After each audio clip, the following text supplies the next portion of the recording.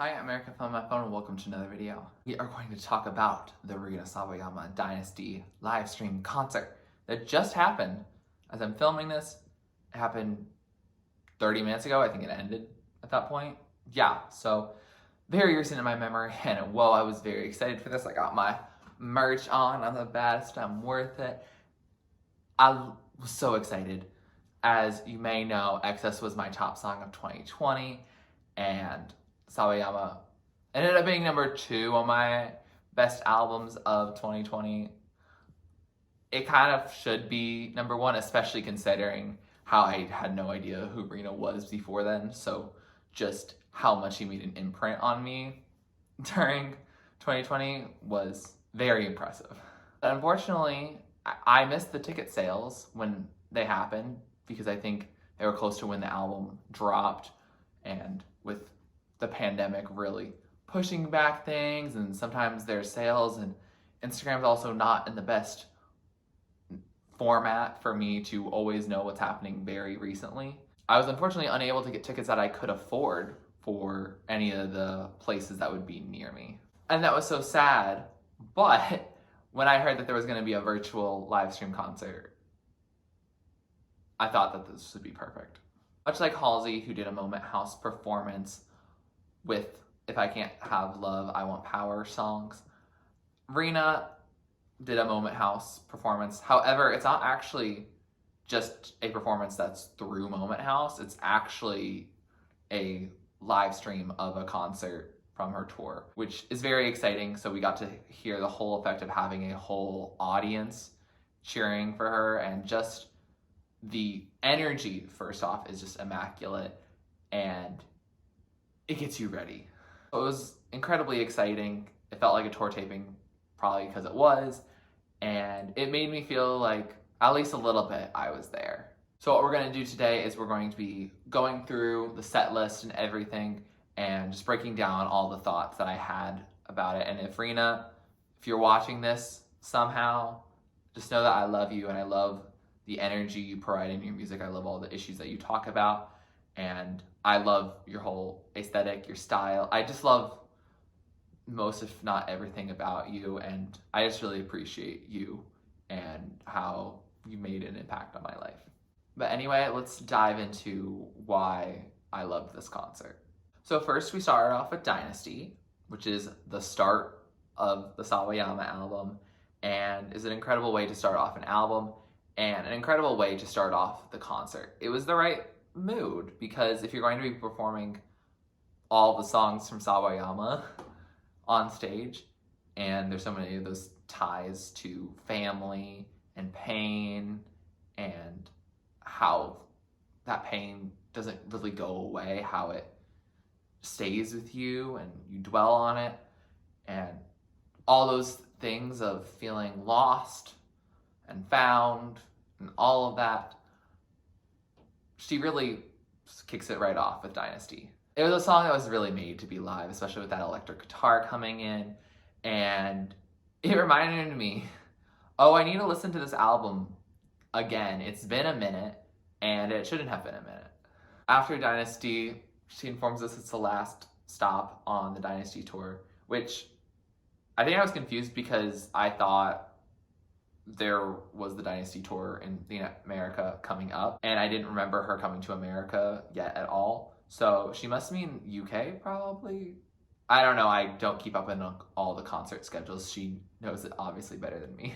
But then she immediately pivots into STFU, exclamation point.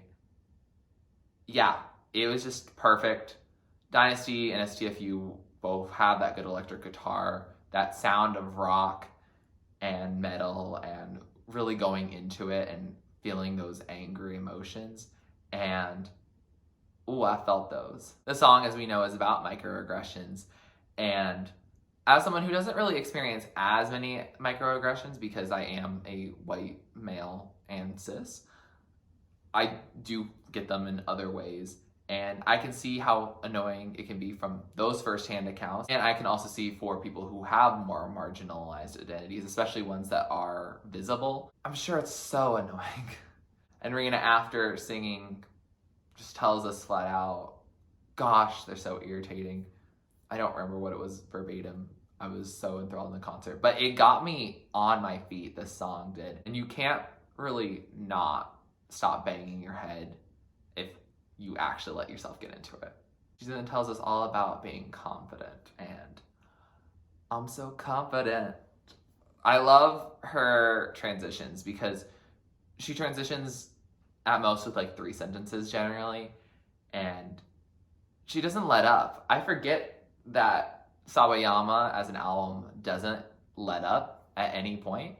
And she goes from Dynasty, which is this powerful intro, to STFU, which was, I believe, the lead single for the album. And then Comme des Garçons, which is also a single that was released ahead of time.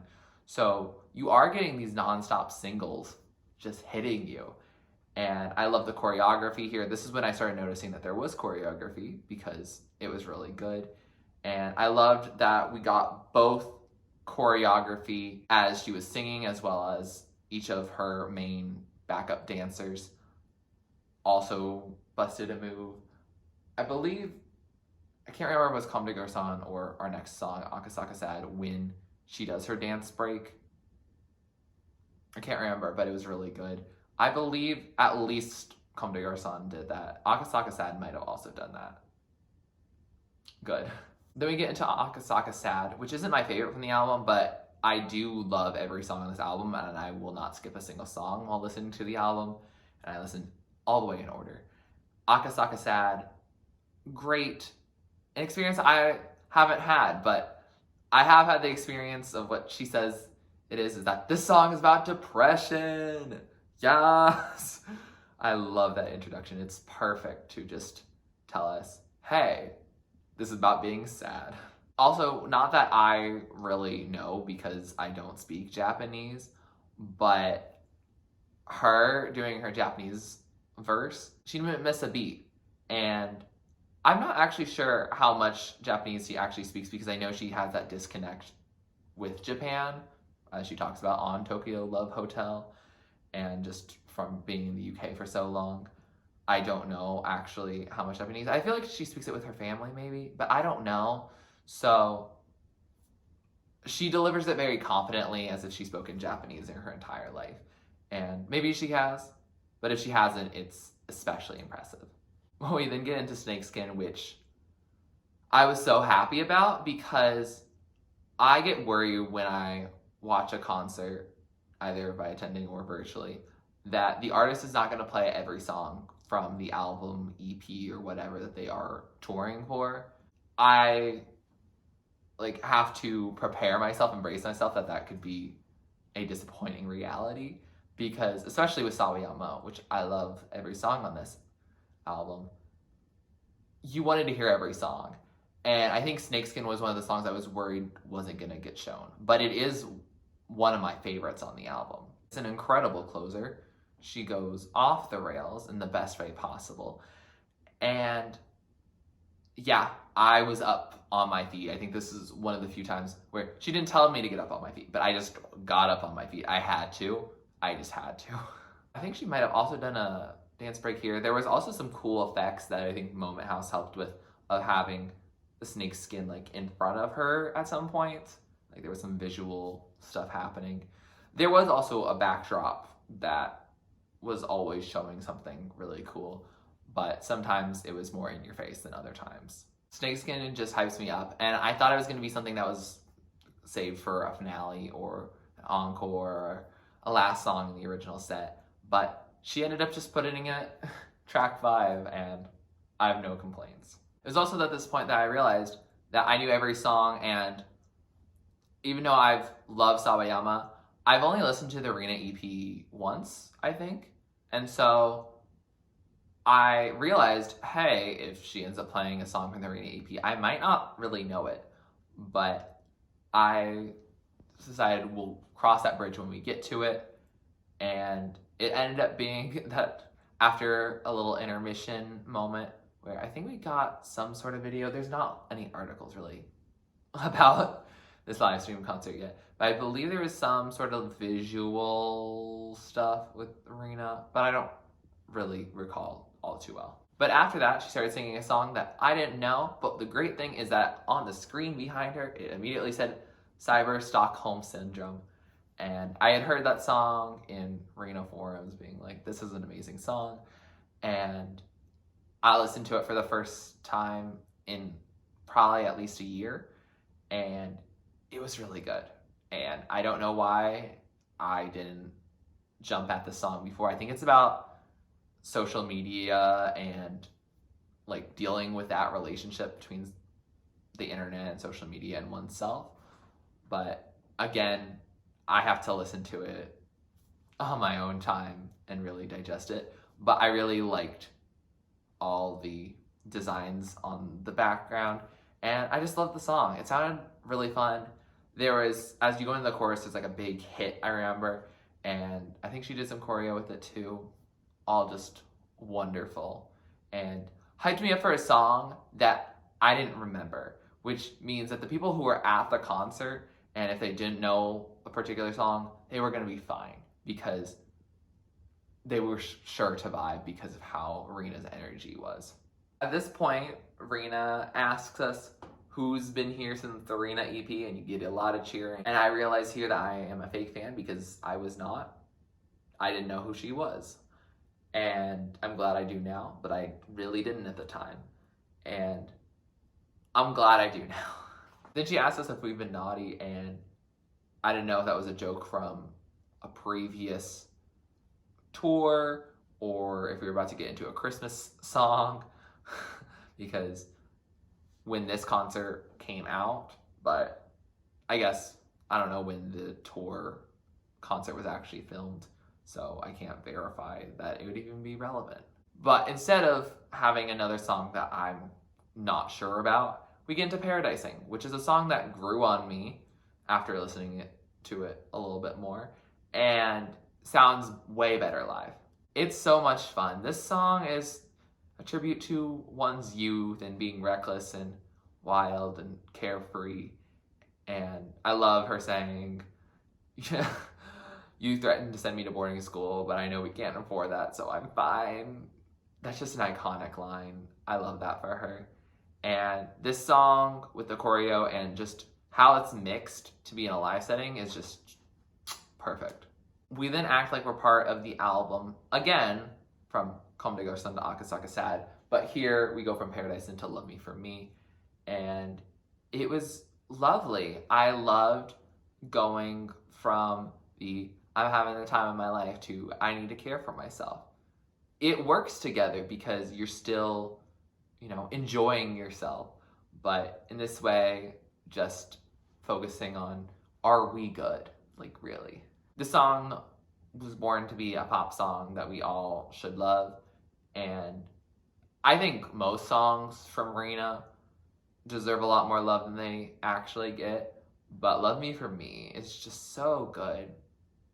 It's still not my top song on the album, but it's up there because every song ends up being up there, and yeah, I feel like everyone should be singing this on TikTok or something. At the end of Love Me For Me, she also does this really cute chant of like a call and response where she's like, I'm gonna love myself because I don't need anybody else. And then she ends up having them turn to the person next to you and yell, you're f***ing hot. Good, Rina. It also reminds me of how much character she has within this concert also because it's at the LGBTQ plus center. Love that. Didn't know they had a venue that was an LGBTQ plus center that could host a giant concert like that. But that was wonderful. And yeah, it was so cool getting to see her express herself to the fullest she wanted to. She then makes it clear, however, as we continue how the album is actually set up in having Love Me For Me go into Bad Friend, about how you also need to care about other people as well as yourself, but care about yourself and others. And she tells about the general premise of the song Bad Friend and then sings it, and it's beautiful, as we knew it was going to be. Bad Friend was a song I know I sang along to every word in it. Did I do that with any of the other ones? No, I don't think I know any of the songs in all of its words before Bad Friend gets performed here. And I think that's just because, as much as I listened to the other ones, some of them were hard for me to tell. For example, Asuka Sad has Japanese in it. I'm just not going to know it all. Snakeskin has different production that makes it a little hard to see everything. Bad Friend, I do know every word from it. It was very clear, and I guess it follows a standard pop structure, so it's a little bit easier to tell. Yeah, I really liked it, and I love how it was performed. I love the put your hands up if you're not good at this stuff. I personally related to that moment. We then transitioned really nicely with her just saying, care for others, care for yourself, but also care about the earth. And then she goes into this world, the interlude, and it's even shorter than normal, but she has some good choreography for it, and she's with her two backup dancers and singers. I think they do both, maybe not. But anyway, they move their hands up together like in solidarity. The interlude is not a song I always turn to, but it's a song I need to hear more because it's just so good. And when I think about solar power, not to roast Lord while talking about Rina Sawayama, but if you think of solar power as an album that's trying to do stuff change-wise for like climate change and stuff, especially considering leader of a new regime, fallen fruit, etc., this is how you do it. You make it a song that is still really enjoyable to listen to, like that, as well as Who's Gonna Save You Now, as well as Access. You do it in a way that's catchy, so it's stuck in their head, and then they have to think about it. Whereas like these stripped back songs that sound like other songs on your album or songs on a lot of the other albums, they're not going to be that memorable. And yeah, it's unfortunate, I think, for Lord that the album wasn't as well received, because if it was really well received, then we might have more inspiration to do climate action. And I think Rina Sawayama, has inspired a lot of climate action as a result of her music. Probably not as much as we need in totality, but it's a great start. Yeah, this interlude just goes on for not that long, and then she walks off stage. I was like, oh, that was like an emotional way to pause. And then I think to myself, doesn't this go into another song on the album? But before we get that, we get this person from Parliament, this woman, I believe. I don't know her. I don't know UK politics. I have to deal enough with US politics before I get into UK politics. But she seems like to be a speaker for at least Rina's generation, if not also my generation as well. And talking about BLM, climate justice, LGBTQ plus rights, and other causes that I'm really passionate about, the wealth gap, these types of things, inequality against minority groups, etc., etc. And yeah, it's a very moving moment, and it makes me feel angry, not at her, but just at all the world's problems, and really feeling we should make a change and really get ourselves to do that. And that leads us perfectly into Who's Gonna Save You Now, where that live atmosphere that we got on Sawayama, well, now it's really live. And it felt so good after having that intermission. I think that intermission was really key in it because it allowed us to think, who's gonna save you now? It's gonna be us. We're gonna save the planet now, because the boomers and the older generations have really done absolutely nothing to help and have done a lot of things to hurt. She sells this performance. It's incredible. Gives me that Dynasty and STFU while being a completely different song and being just lovely to the ears. He then goes from a rock star to a pop star in just a quick moment, going into Tokyo Love Hotel. I noticed this one was shorter. I think besides the interlude, I don't know of any others that were distinctly shorter. but Tokyo Love Hotel only has one verse, and then they go into the bridge after that chorus. And it was lovely. I loved the bisexual lighting. That pink and blue was beautiful. I loved the cityscape on the screen behind her. It just cements her in my head as a pop star, a main pop star, who deserves a lot more love and attention than she currently gets. I'm looking at you, Grammys and other award shows. Yeah. I love this song. It's one I've fallen in love with its message and talking about relationships to a place and how some people have this very superficial relationship and she doesn't, but she also doesn't have the same relationship that someone living in Tokyo permanently does. And so she's in this really weird transition phase. And I think I just feel that as someone who went to college away from where I grew up, and probably in my future, I probably won't live where I grew up or where I went to school. And so I'll just have a bunch of these identities that don't always match.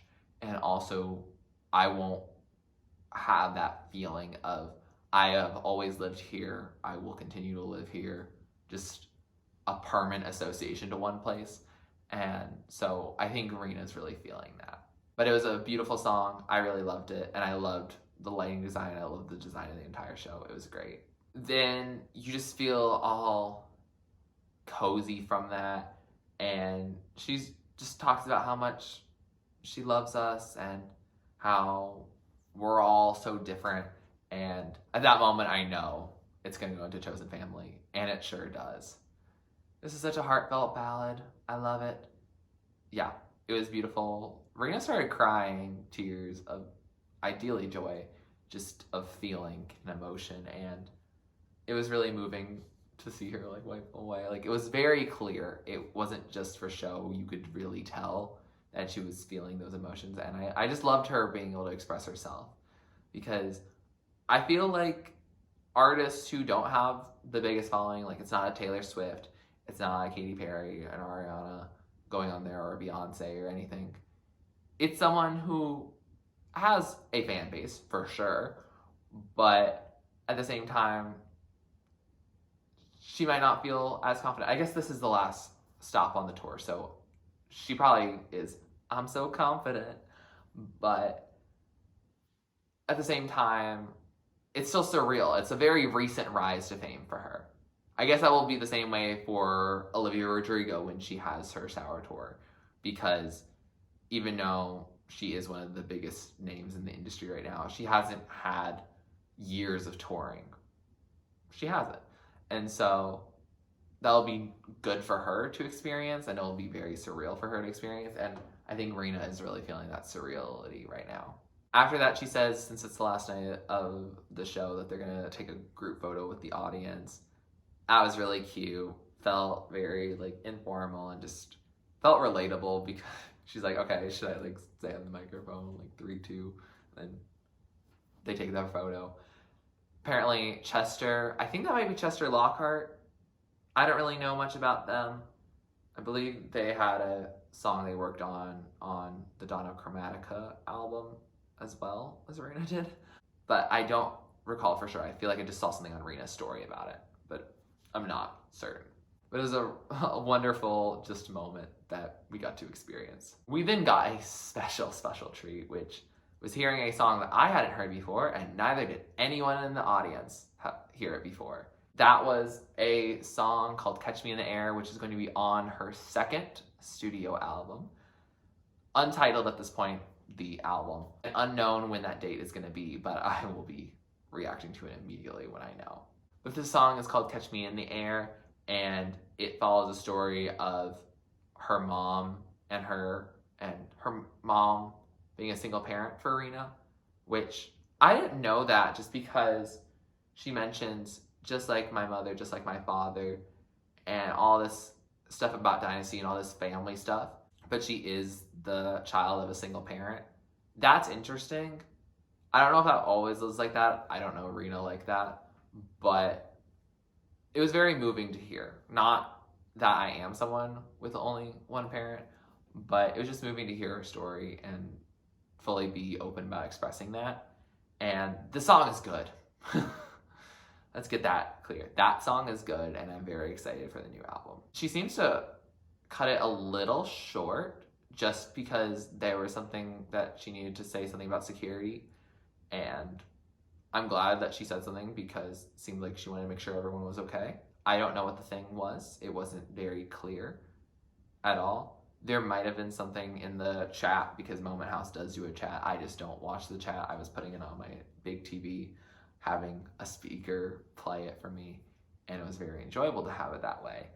But at the same time, I don't know what happened with it, and she wanted to make sure everyone was okay, which is good because some artists in recent times, I'm not really going to name names or really discuss that situation because I know that can be traumatizing, but there's times where artists have not done that when it was really needed, and it's important that we make sure everyone at a concert is having a good time and that there's nothing there to jeopardize that. And then she asked if we like the song, which of course we do. We're at a Rina Sawayama concert and everything she does is just pure gold. So yeah, Rina, we loved it. She then says that that's the end of her set. Liar. Sorry. You lied to us multiple times, Rina, honestly, because like before we go, I want us to dance. And then she pulls out Cherry as her coming out song, which I love her being open like that. And Cherry, because it was a song that wasn't on the Sawayama album, I didn't get into as much. And I need to get back into it as well because it is a bop. It got me on my feet. I was dancing and it was very enjoyable. Yeah, a lovely song. And then at the end, she just was going off the stage and like, oh, I have no more songs. Bye. Rina. I don't think a single soul really believed that at all. Like, how could you believe that? I don't know how anyone could believe that because you didn't say, oh, this is our guitarist, this is our dancers, I'm Rina, thank you all, doing the whole finale type thing of really enjoying it all. She didn't do that. I was like, she's gonna come back on, right? Especially considering that she hadn't played her #1 most listened to song on Spotify right now, her, I think, #3, and then also a very important collab she did earlier this year. And that led into our encore. Rina, you really thought that you were gonna play every song except for your most liked song, which is Excess.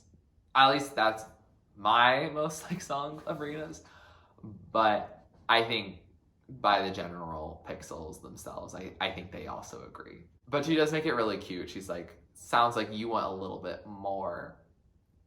Well, we did, and that's exactly what we got. And we got Excess, good choreography, good singing. It's a bop. She is incredible, and we love her for it. And she said, Sawayama's intense. She's like, it's okay to just say it's intense. That's not a bad thing, but it is intense. And she's like, sometimes I just want to make a summer bop. And then she did, and that was Lucid. And I felt that she would love to perform this song. And so I'm glad she did because I really enjoyed it. I think it was shorter. Maybe, I don't know, we jumped during it for the oh. Yeah, I was up on my feet more often than I thought I was going to be for the concert, but I have no regrets about that. And then we finalize with the Free Woman cover. It's just her part and then the end. And it was lovely. I love that she can show that she has mainstream potential with having a feature on a main artist's remix album, but still on that album. And I love that she dedicated it to Britney, who is now a free woman. Yes, we did, in fact, free Britney. Well, I didn't really personally, but she's free now, and I'm really happy about it. So it must have been done after that happened. This concert must have been done after then. But yeah, I was glad that she dedicated to that. And it was just a great way to end because it's a feel-good song and it's not the song that you necessarily were waiting on her to do because it's not her song. It's more of wow, this is a song that I love that she's performing. And it is something that she wrote part of it, or sang at least part of it. But it's also not one where you're like, oh, we were waiting this whole night and now we finally get it.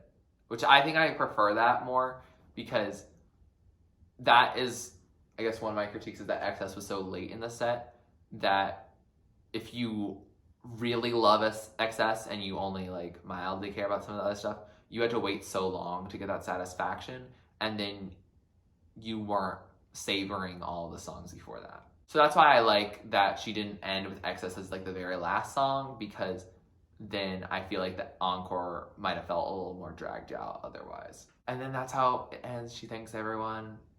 She reminds us like to love ourselves and that she loves us. And we tell her that we love her. We yell Rina so many times during the entire thing. And it was overall an amazing experience. Yeah, I don't have any critiques other than the XS thing being so late. I absolutely adore that every song was done. I absolutely enjoyed every performance. Even the songs that I didn't know. Even the songs that aren't necessarily my favorite on the album. She made me enjoy them. She put on a show for the community. Straights can enjoy it too, but the community really enjoyed it. I read a message right before it was gonna go live being like, I'm excited to reach my full gay potential. Iconic. It was a full-on concert, and I liked that. She kept it real and honest about, hey, there was a pandemic. There still is, but we dealt with a lot, but we survived and we made it out alive. And I like that she acknowledges it, but doesn't make it the focus of the tour. She's still making it the focus of her themes, and also just her celebrating all of us and our identities and being who we are. It's a very feel-good concert with songs that aren't necessarily feel-good all the time. Like, Sawayama is an emotional wreck, but you vibe with it the whole time. Yeah, I don't think I have any other words. I won't just be reiterating how much I absolutely adore this concert.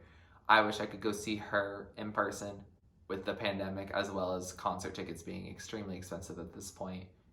It won't happen, unfortunately, but I love that we were able to get a taste from her. And if she does more virtual things in the future, I will be at them. And I'm so excited for her second album whenever it releases. I think it's going to be a summer release. You heard it here first. I think it's going to be summer, July.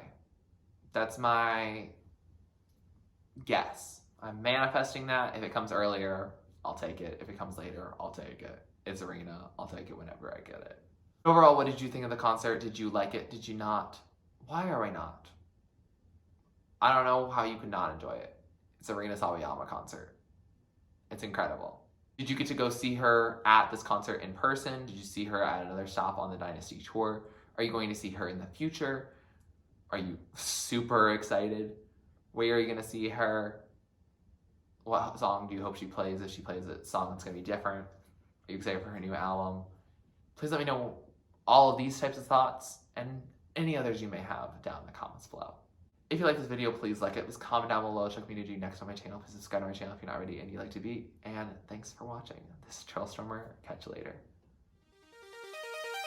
It's storming turtles from out of the sky.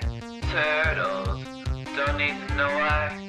Smile big, open your eyes. It's storming turtles, it's storming turtles from out of the sky. Turtles don't need to know why.